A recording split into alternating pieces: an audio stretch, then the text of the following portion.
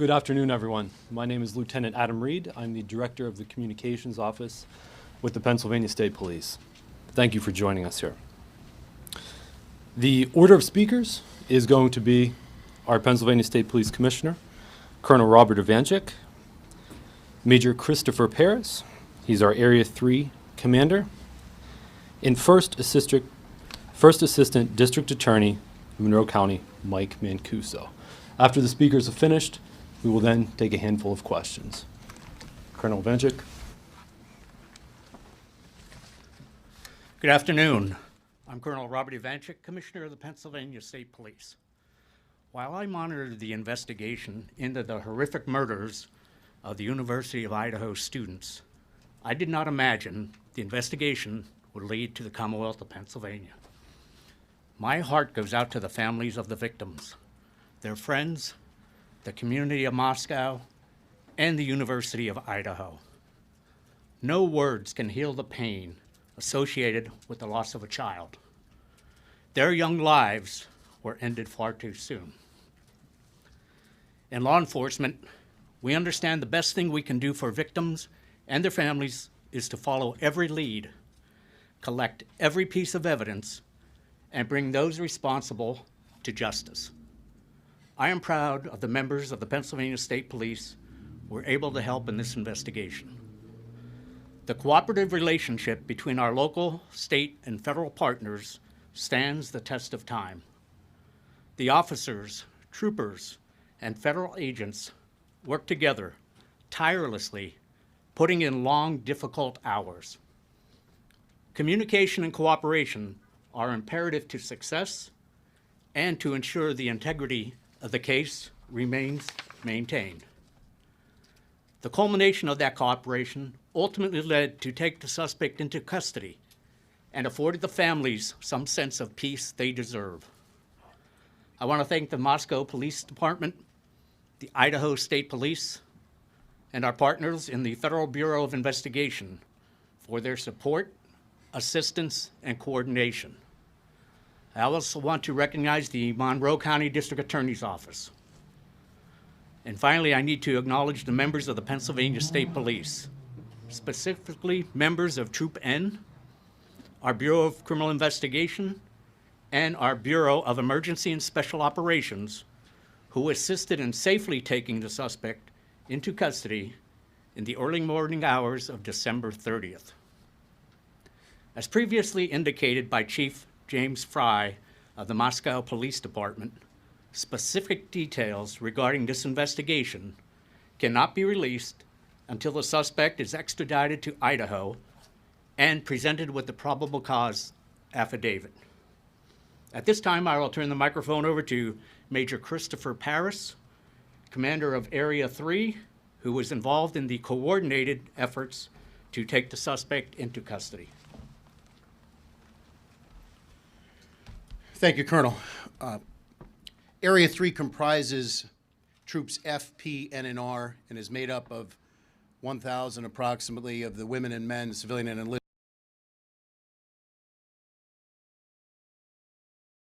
enlisted in the northeastern part of Pennsylvania. I'd like to introduce to my left Captain Norm Kramer, who's the commander of Troop N Hazleton, which is comprised of Carbon, Monroe, Columbia, and parts of Luzerne counties. I would like to reiterate, as the Colonel said, that Idaho law prohibits any release of information contained within the affidavits. So we're going to do our best today to talk about what phase we are currently in the investigation, and it has entered a new phase with the waiver for extradition, and the continuing primary goal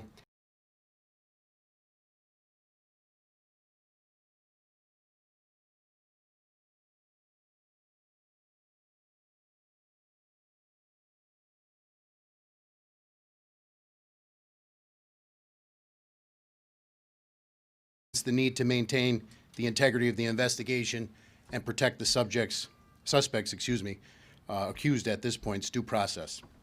So I'll now attempt to give you an operational picture with the best information I can release at the time.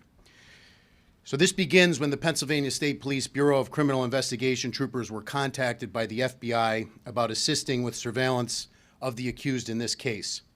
I'd like to take the opportunity to specifically thank several individuals. Special Agent in Charge Jackie McGuire and Assistant Special Agent in Charge Dave Carter from the Philadelphia Field Division, as well as Supervisory Special Agent Bill Vigorito of the Scranton RA. We're very lucky in PSP to have a collaborative relationship with the Bureau, both in Pennsylvania and beyond, and their people are absolutely excellent. So as the investigation progressed, Troop N Criminal Investigation Section, commanded by Captain Kramer over my left shoulder here, began to collaborate with authorities in Idaho. Specifically, I'd like to acknowledge Lieutenant James Curto, who was here today, Sergeant Anthony Ferdinand, Corporal John Chulak, who is not present with us, and Troopers Leary and Knoll, who are here with us today.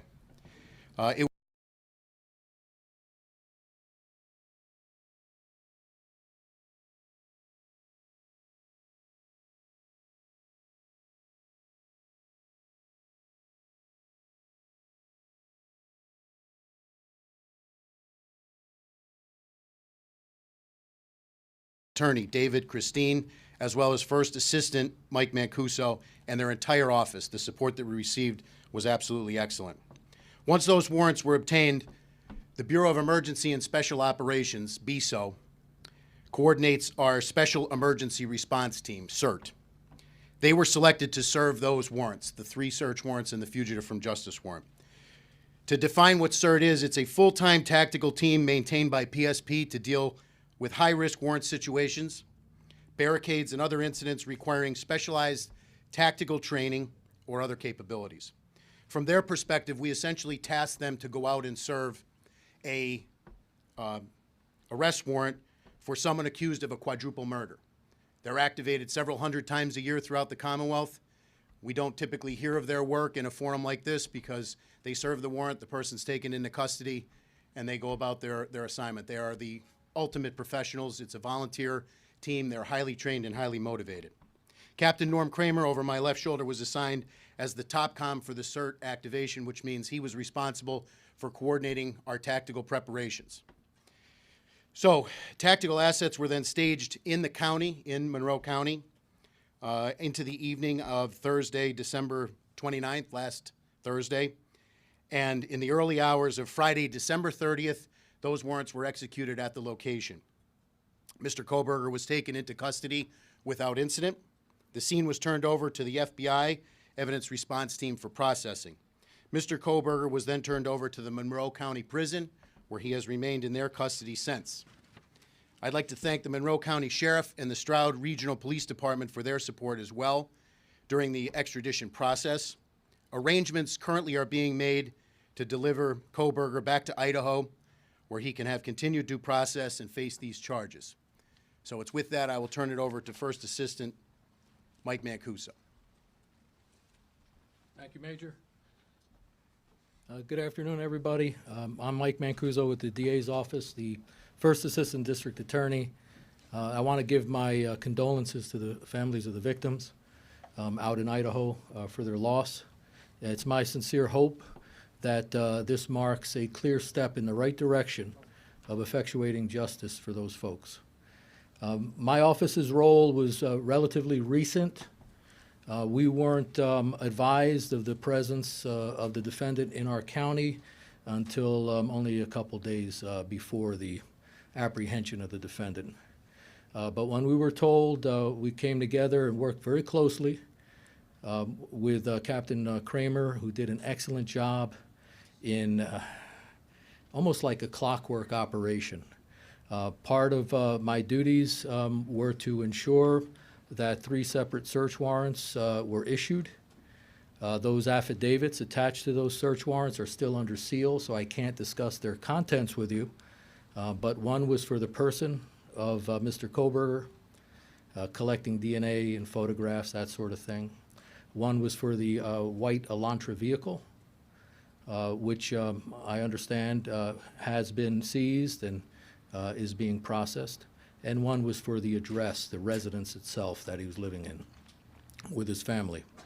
I was at the scene, and I have to say that Major Paris and Captain Norm Kramer did an outstanding job in coordinating the efforts, not only of the numerous Pennsylvania State police troopers there, but officers from other jurisdictions and disciplines within those jurisdictions to make this a very smooth, highly competent professional operation. It is a quirk, apparently. It's not in the norm of the states I'm familiar with that Idaho does not release their probable cause affidavit in support of their arrest warrant until after their defendant is brought or returned to that state. But having read those documents and the sealed affidavits of probable cause, I definitely believe that one of the main reasons the defendant chose to waive extradition and hurry his return back to Idaho was the need to know what was in those documents. So that's a significant development. Beyond that, looking at the scope of the situation and the ties this defendant has to my county, I would hold our office at the disposal of the Idaho authorities to help facilitate a complete background investigation into the defendant, both activities prior to the murders occurring within the Commonwealth of Pennsylvania and his activities after the murders in Pennsylvania. So we stand ready to assist with that effort on an ongoing basis. Thank you.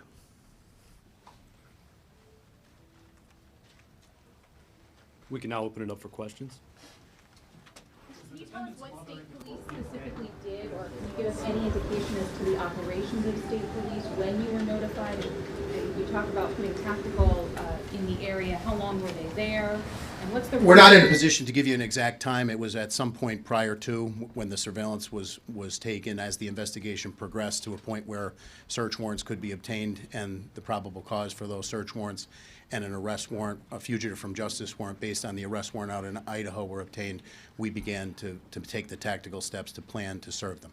Were you collecting evidence prior to his arrest? At this point, like we said, it's very much pertinent to what's in the affidavits, which we cannot speak about. What's it about his demeanor when the arrest actually happened? Present sense impression, as likewise ongoing investigation, can't discuss. How, Rob Mann from 69 News, how is Koberger being transported back to Idaho? Those arrangements are being discussed right now, as well as the logistics. The court order says, those of you who heard it today, it's within the next 10 days, so we're currently working on that in coordination with authorities out in Idaho. Sir? The defendant's mother in the courtroom. I can't comment. I don't know.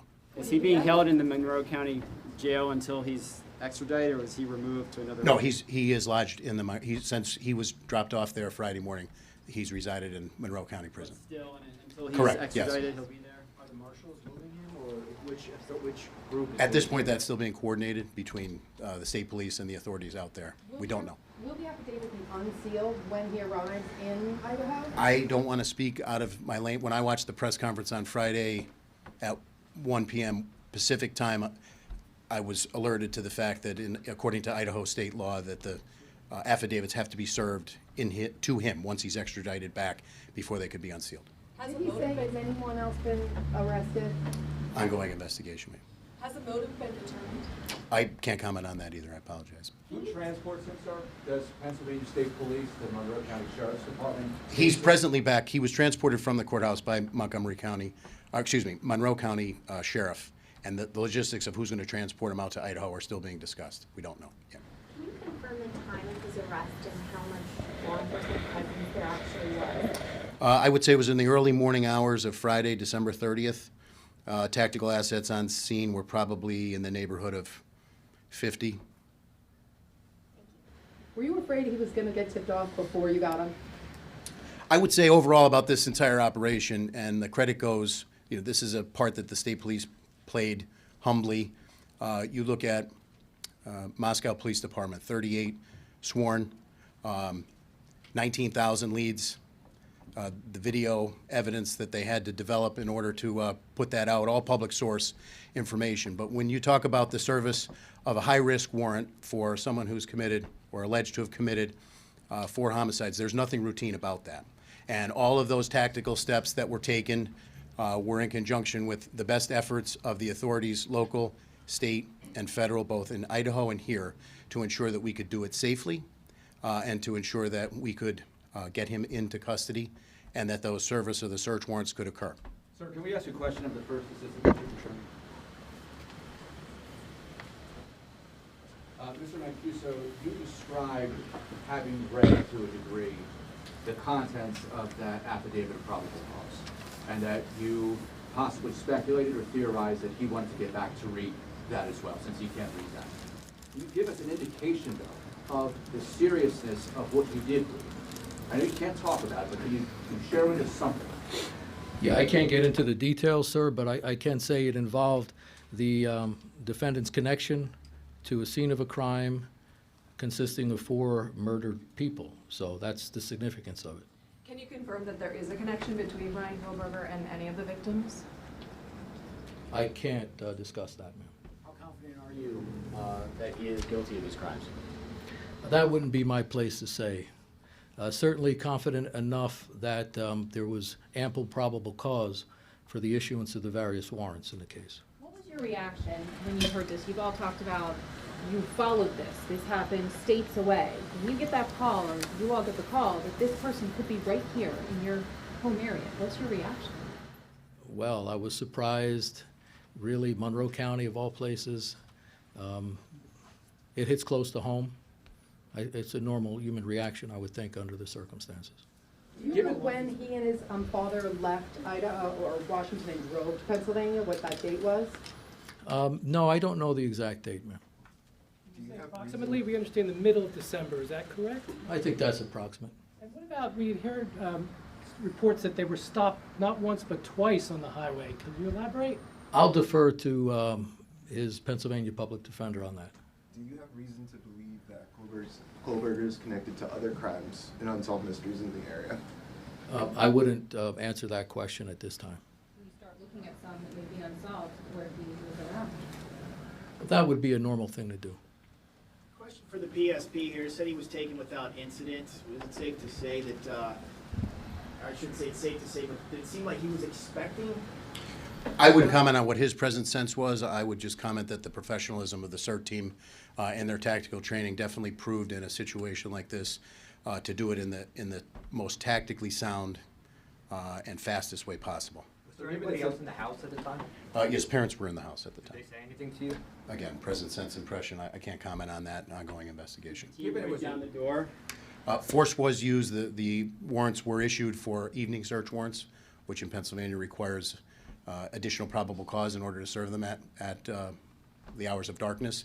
I would defer to the first assistant to talk about the legal burden that you bear in order to obtain those, but from a tactical standpoint, based upon all of the briefings that we had developed and all of the intelligence we had developed, we thought that was the best time to serve it. And what tipped off that Pennsylvania was involved with this? We were alerted by the FBI. Troopers in the Bureau of Criminal Investigation were alerted. Anything on like his social media pages that tipped anything? I can't comment. I don't know. So have his parents been cooperative in this whole process? Can't comment. Ongoing, like I said. The state police's role here was to serve the warrants and assist with the surveillance, which we've done. We've been part of major investigations. You know, these are men and women who take an oath to protect their communities and the Commonwealth here. We're very humbled with the opportunity that we had, given a case that has really gained international attention, to play a small part in it. And our hat is off to Moscow PD, again, with the size and the complexity of this investigation and the work that they've done to get us here today. And this is only the beginning of the next step. If it's determined that anyone here in Pennsylvania either helped to conceal or dispose of any evidence, then you would be a part of this case, or would it go to... I would say that we would pledge whatever support we can for ongoing investigations with the Idaho authorities here in Pennsylvania. Absolutely, we would help them in any way we could. Were there any weapons found in the home? I don't want to get into what was actually seized in the house pursuant to the evidentiary nature of it. Can you give any insight into why you all decided to go in overnight to make the arrest? Those are tactical decisions in terms of base surveillance. I don't want to give out too many tactical factors that go into that situation, but obviously surveillance was conducted, and we wanted to go in at a time when we thought it would be the safest for everybody, safest for anybody else in the house, safest for Mr. Kohlberger, and safest for our people. There was an interesting question asked earlier about the care that needed to be taken to not tip the suspect off. Could you describe how long that lid had to be on things and how many people were involved in it? Like how many people knew and for how long? So I would say, That quiet. I would answer the question this way. I don't want to get into a timeline in terms of when we were notified by the FBI and when the surveillance began. Obviously, we know on Thursday night into Friday morning is when the warrants were served. I would say, as a credit to the professionals both standing behind me and others not here, many others not here, the information was held very close. And we did not want to have any situation where Mr. Koberger potentially would be tipped off. So as a result of that, I would say a close number of approximately 7 to 8 individuals, maybe 10 on the most within the PSP side of this operation knew about it. And for days, can we say? Or? I would say for a period of time. I would not feel comfortable commenting any more than that, for a period of time. And then as the tactical assets were brought in, people were briefed. When the movement plan is finally decided, will there be an announcement? Will Not from the state police, so we would defer to Moscow and the authorities in Idaho. when he starts leaving Pennsylvania? Well, we have security concerns now, obviously, to move any prisoner. Anytime you move somebody from a secure prison to another place, we don't want to, there won't be an announcement from the state police in terms of those logistics, but they're being worked on right now. Can you give us your best guess when you think he might be moved, roughly? Tomorrow? We would like to do it as soon as possible, but the court order says 10 days. We have 10 days to coordinate it. Can you potentially be on a plane tonight? Is it possible he could be on a plane tonight? That's a possibility, right? I can't, I would think that's probably not likely. A private plane, or would you fly commercial? We're looking into that right now. Can you confirm or deny that a window was broken in order to gain access into the home? There were multiple windows that were broken, I believe, to gain access, as well as multiple doors. I think the video of the house after the fact confirms that. And that would all be part of the tactical plan based on the floor plan of the house, et cetera, and what the CERT operators would do to serve those warrants. Was this suspect on your radar before, and are you looking at any connections? I wouldn't comment on that based on the ongoing nature. But how about his, did he have a criminal past? According to the UJS, I didn't see anything. I can't comment on a person's criminal history during an ongoing investigation. Sorry, Mr. Mancuso said that you stand ready to assist in giving a complete background of the defendant. What specifically is law enforcement interested in? That'll be the last question after Mr. Mancuso answers. In any case of this nature, and I prosecuted a fair share of homicides, double homicides, that sort of thing, you want to look at any evidence of possible motive. You want to look at any evidence of a pattern, of modus operandi or method.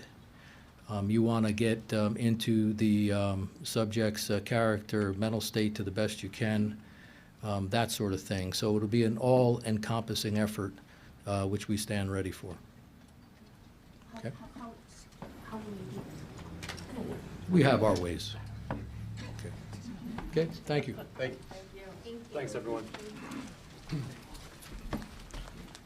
Just for a quick spelling, I'll give everyone the spelling of everyone's name. It was included in the media advisory, but just so we have it.